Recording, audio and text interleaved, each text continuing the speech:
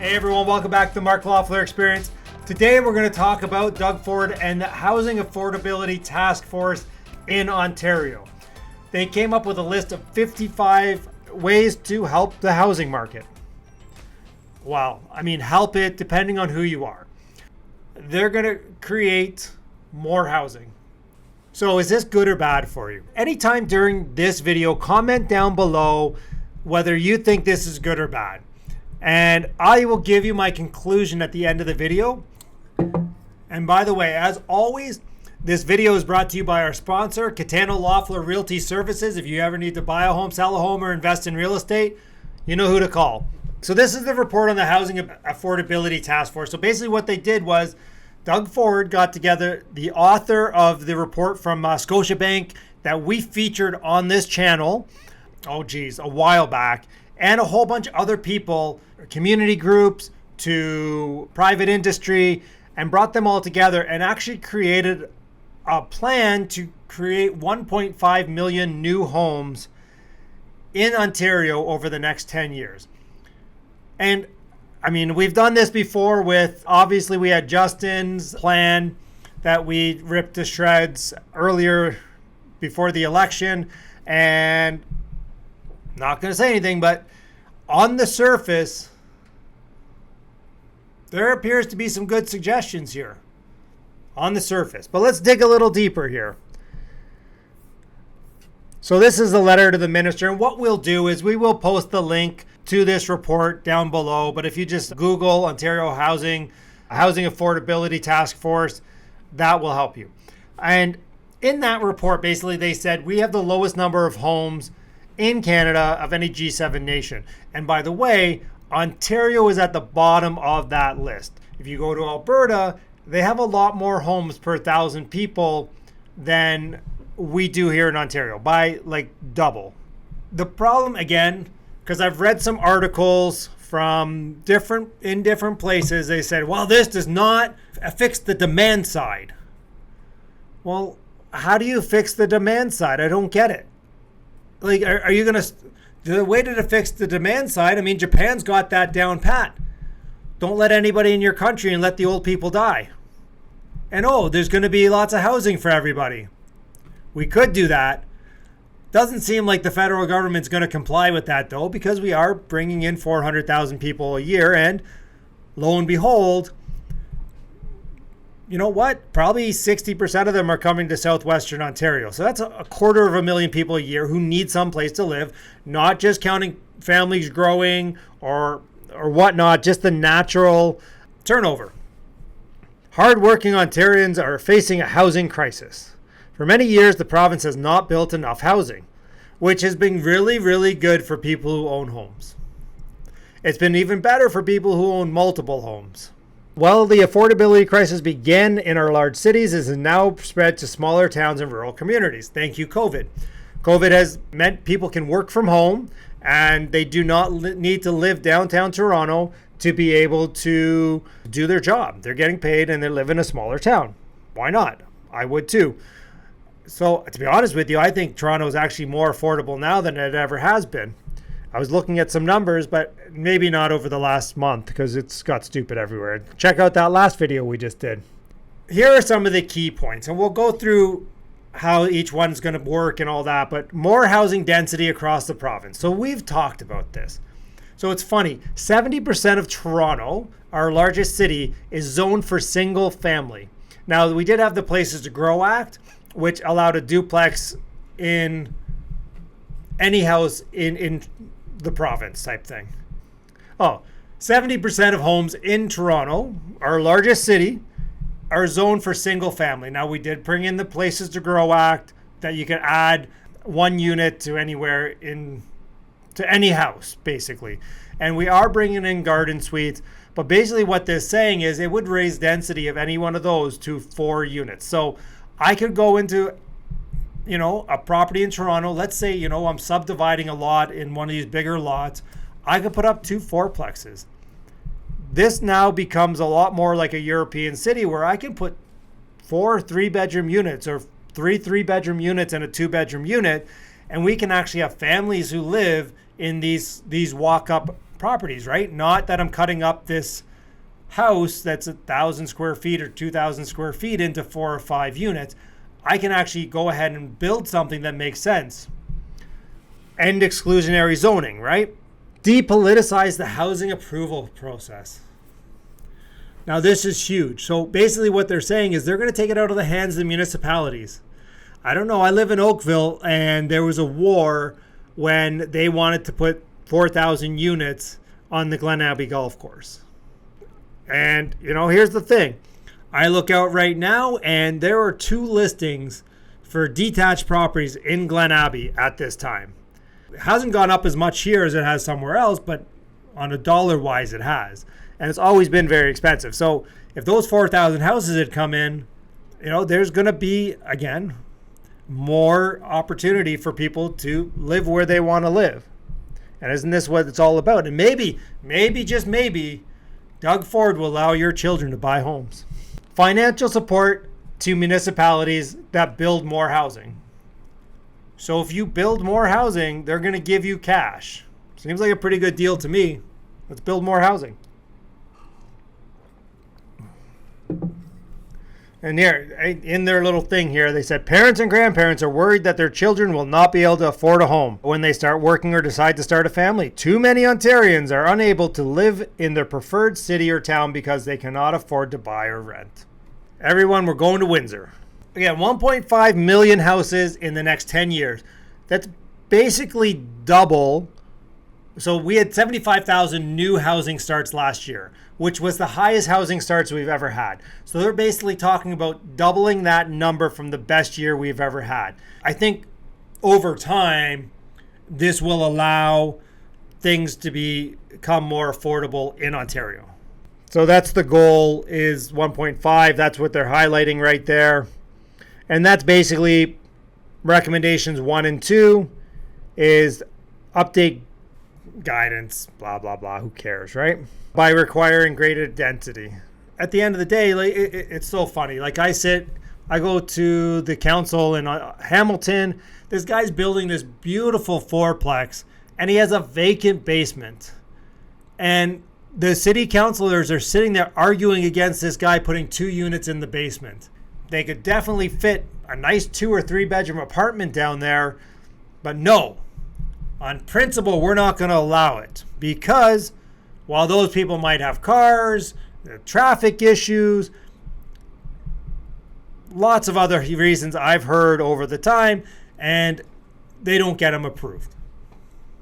And I mean, I've had buildings where I have, I had 2 sixplexes that had vacant basements. If I could have added 2 more units to those, again, there are 2 more units for rent that weren't for rent before. And it's not like I'm building a brand new house. I'm just adding units to unused space. They're going to take away those councilors and people's rights to be able to go in there and say, no, we're not doing this. Good or bad, let me know. They're not going to it's basically going to be a provincial planning act. So you don't need to keep in character with the neighborhood, which is one of the things that was always talked about in these planning sessions as well.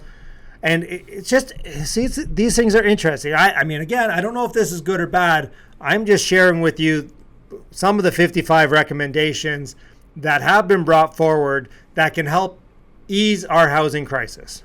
If I had a vacant piece of land somewhere or had a small house on it, like a bungalow, and I could put up a 3-story home that had, again, 4 units in there, but I didn't have that parking requirement because it's close to transportation. I mean, there are a whole bunch of people that don't own cars right now. And they actually say that many parking stalls go unsold in the sale process. So again, younger people just aren't going to use cars. And when robo-taxis come around, less and less people will have cars. Would set a provincial standard for urban design, including building shadows and setbacks, and do away with rules that prioritize preservation of neighborhood physical character over new housing. No longer require municipal approval or design matters like a building's color, texture, type of material, or window details. and remove or reduce parking requirements in city over 50,000 population. So that does not mean that heritage rules go away, because I know somebody's going to comment on that. That's not what that means. This means that I don't have to make my house look like my neighbor's. We just need to make better use of the land that is available. I do agree with them that we have enough land. It just takes too long and it's too arduous a process to be able to go through and fix anything, which will help immensely. Again, I know a developer, he's in Georgetown, and I think he wanted to build 16 townhomes, and he got like 9 approved. And the site was great for 16 townhomes, but he got 9. So there's 7 houses that didn't get approved that probably will get approved if this goes through. So it would require municipalities to limit consultations to the legislated maximum, ensure people can take part digitally, mandate the delegation of technical decisions, prevent abuse of heritage process. So this is where they're talking about heritage properties, which, again, I think this is an issue. I know another friend who had it subdivided a lot, and they had to build a house right next, that was building next door, that had to be the exact same house. Even though every other house in the neighborhood didn't look like that one. That was, yeah. So they're going to fix the Ontario Landlord Tribunal. So largely because the politicization, I might get that word by the end of this video. If not, whatever. Of the planning process, many proponents look to the tribunal, a quasi-judicial body, to give the go-ahead to projects that should have been approved by the municipality.